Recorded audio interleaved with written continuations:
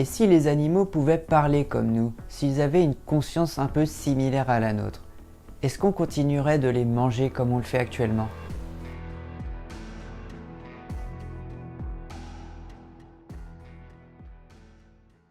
Bienvenue dans ce nouvel épisode d'À travers les cases. Aujourd'hui, on va parler de Solo. Solo, pour son histoire principale, se compose de 2 cycles de 3 tomes.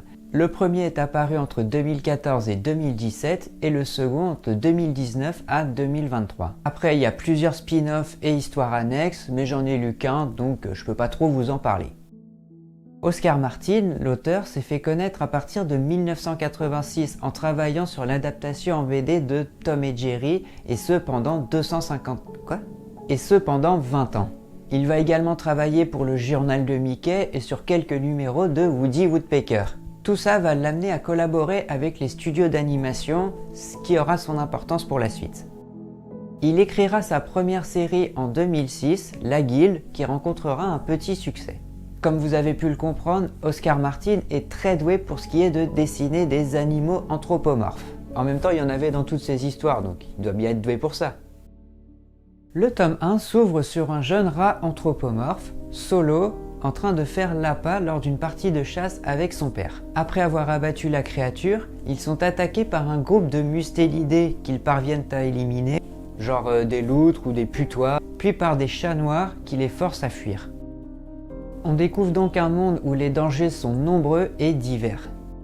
Après avoir partagé un repas en famille, Solo et son père discutent. On comprend alors que Solo est en âge de quitter le foyer familial. La vie est rude et ils n'ont pas les moyens de nourrir tout le monde. On y voit Solo faire ses premiers pas, Solo, dans ce monde vaste et dangereux. Après avoir passé l'hiver à l'abri et réfléchi au sens de la vie, il va se rendre dans une casse pour échanger un morceau de viande contre une arme. Les casses sont tenues par des humains. Ce sont des lieux de commerce en quelque sorte où il est interdit de chasser, même si on comprend assez vite que celui qui ne veut pas respecter les règles n'est pas obligé de le faire, surtout s'il a un gros flingue. Après quelques péripéties, Solo se retrouve gladiateur, chose qu'il déteste car contrairement à beaucoup, il ne prend aucun plaisir à tuer. L'homme pour qui il doit se battre est un banni, qui comme ça l'indique a été banni des colonies humaines. C'est très littéral Solo par moment. Son objectif est de regagner une place dans la colonie, derrière les murs, à l'abri du danger.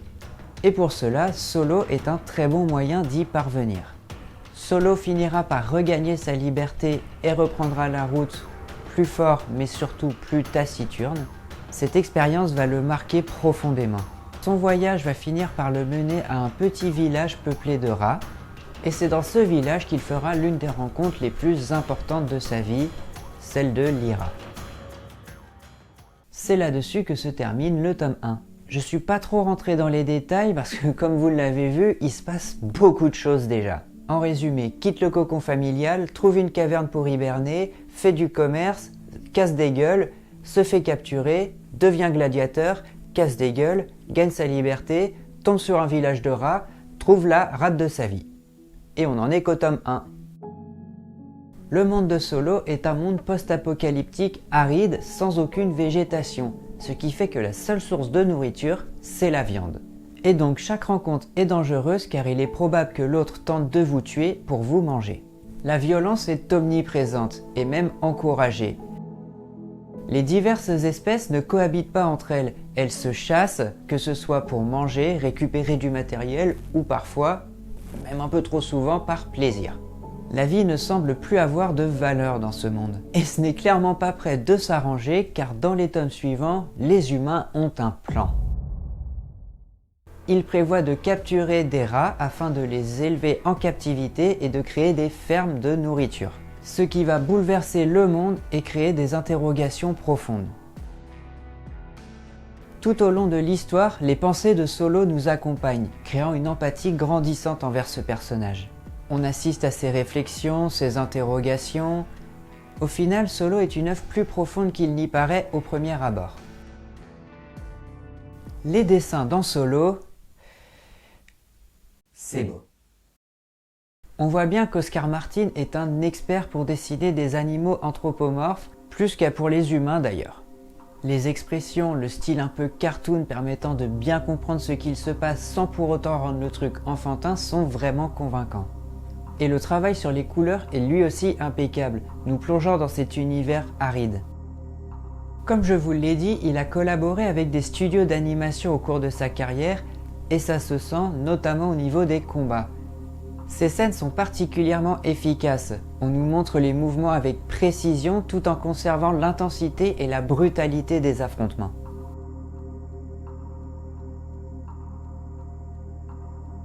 Solo, c'est une ode à la dignité du vivant. Déjà, le projet de ferme des humains divise et plusieurs personnages qui ne sont pas des rats expriment une solidarité envers eux. Comme je l'ai dit, la viande est la seule source de nourriture. Mais si ça changeait?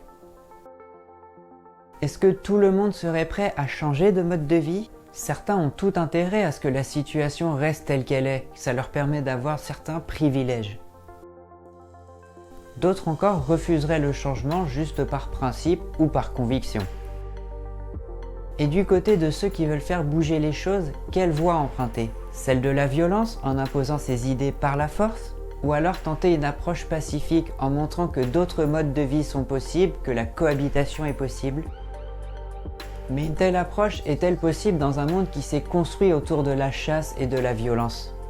On touche aussi à des thèmes comme le renfermement, la transmission des valeurs et bien sûr la politique. Il y a un truc que j'aime bien dans Solo, c'est qu'on a plusieurs pages dédiées à la présentation des espèces ou différentes castes. Alors ce serait un défaut pour certains qui diraient que l'histoire doit donner tous les éléments d'elle-même, mais je suis pas d'accord. Perso, j'adore me renseigner sur le lore des univers de fiction, donc ça me régale ce genre de page. Ça permet de comprendre certaines subtilités et le fonctionnement du monde en général, et ça, c'est cool. En résumé, si vous voulez voir des animaux anthropomorphes avec des gros flingues essayer de survivre dans un monde post-apo complètement ravagé, tout en se posant des questions étonnamment profondes, alors lisez Solo. Merci d'avoir suivi cette vidéo, j'espère qu'elle vous a plu. Si c'est le cas, pensez à la liker, vous abonner, commenter, etc. etc. Vous pouvez toujours me retrouver sur Insta et sur TikTok. Et moi je vous dis à la prochaine pour une nouvelle vidéo.